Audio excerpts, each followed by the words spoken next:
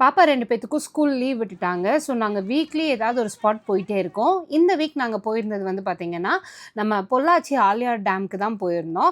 தண்ணி நெறையா இருக்கணும், அங்க வந்துட்டு நல்லா ஃப்ரீயா விளையாடணும், குழந்தைங்களுக்கும் சேஃபா இருக்கணும் அப்படின்னு நெனச்சீங்கன்னா, இந்த ஸ்பாட் நீங்களும் போய் விசிட் பண்ணி பாருங்க.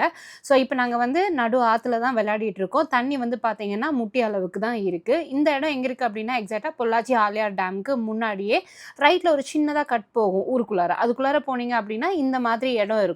முன்னாடி நெறைய பேர் குளிப்பாங்க. அதையும் தாண்டி கொஞ்சம் தூரம் நீங்க ஆத்துக்கு நடுவுல போனீங்கன்னா, நல்லா சூப்பரா இருக்கும். குளிச்சு முடிச்சுட்டு நாங்க வெளில வந்தோனே, இந்த மாரி ஃப்ரெஷ்ஷா மீன் எல்லாமே வந்துட்டு தொங்க விட்டுருந்தாங்க. அந்த அக்கா கிட்ட கேட்டு, "அக்கா நாங்களே ஒண்ணு புடிச்ச மீனா பொரிச்சுக்கிறோம்" அப்படின்னு சொல்லவும், அந்த அக்கா, "ஓகே, எங்க கடைய கொஞ்சம் ப்ரமோட் பண்ணி குடுங்க" அப்படின்னாங்க. ஸோ, அந்த கடையில வந்து டேஸ்ட்டும் நல்லா இருந்தது. நல்லா இவ்ளோ பெரிய மீன வாங்கி, நாங்களே வறுத்து, அத கொண்டுட்டு போய் மறுபடியும் அந்த ஆத்து தண்ணீல குளிச்சுட்டு, நடு ஆத்துல வந்துட்டு இந்த மாதிரி மீன உட்காந்து சாப்பிடுற ருசியும், அதே மாதிரி அந்த ஃபீல் இருக்கே, உண்மையிலேயே சூப்பரா இருந்தது. ஸோ, உங்க குழந்தைங்களோட எங்கடா போறது அப்படின்னு நீங்க யோசிச்சுட்டு இருந்தீங்கன்னா, டெஃபினட்டா இந்த ஸ்பாட் வந்துட்டு விசிட் பண்ணி பாருங்க. அண்ட் இன்னும் நீங்க நம்மளோட பேஜ ஃபாலோ பண்ணலன்னா, ஃபாலோ பண்ணிக்கோங்க. பை.